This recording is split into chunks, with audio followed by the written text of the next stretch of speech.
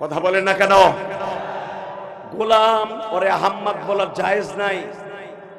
সরহদ্দি উদ্যানে বলেছিলেন আল্লাহর কুতুব, গোলাম আহম্মদ অশানের মানায় না, ওরে বলতে হবে মির্জা শয়তান। কথা বলেন না কেন? এই মির্জা শয়তান ওর বইয়ের ভিতরে দেখবেন কাদিয়ানি সম্প্রদায় যে বইটা, আহম্মদিয়া সম্প্রদায় যে বইটা, ওর হাতের নিজের লেখা, ওর হাতের নিজের লেখা।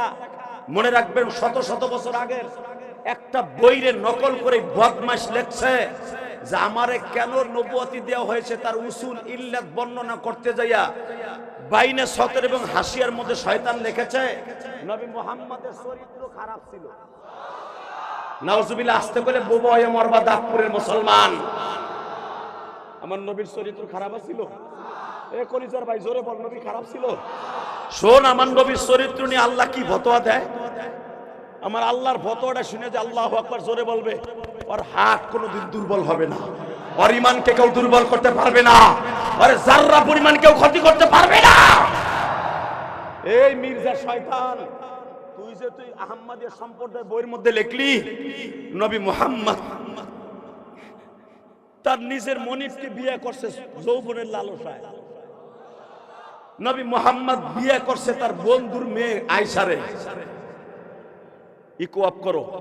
এই তোদের পাও ধরে বলছে, আওয়াজ দিস যুবক, আমার নবী একটা বিবাহ নিজের ইচ্ছায় করে নাই, সেক্সুয়াল কারণে আমার নবী বিয়ে করে নাই।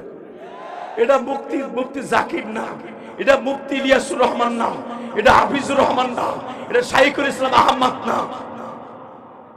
পৃথিবীর কোন নবী নিজের সেক্সের কারণে বিয়ে করে নাই, সব আল্লাহর ইশারায় করছে। এ মির্জা শয়তান, ইল্লাত বর্ণনা করলি মুহাম্মাদের নবুয়তির দায়িত্ব আমার দেওয়ার কারণ নবী মুহাম্মাদের ক্যারেক্টার লুজ ছিল, এই জন্য 11টা বিয়ে করছে। হে মির্জা শয়তান, তুই জানোস না আমার নবী সম্পর্কে আল্লাহ কোরআনে যা বলেছে পৃথিবীর কোনো ম্যান শানে আল্লাহ বলে নাই। আমি আয়াতখানা পড়ব, উলামা একরাম আপনারা জানেন আল্লাহ কোরআনে আমার নবীর চরিত্র সম্পর্কে কি বলে, আমি আমার খুতবায় বলেছি। ওয়া ইন্নাকা লাআলা খুলুকিন আযীম।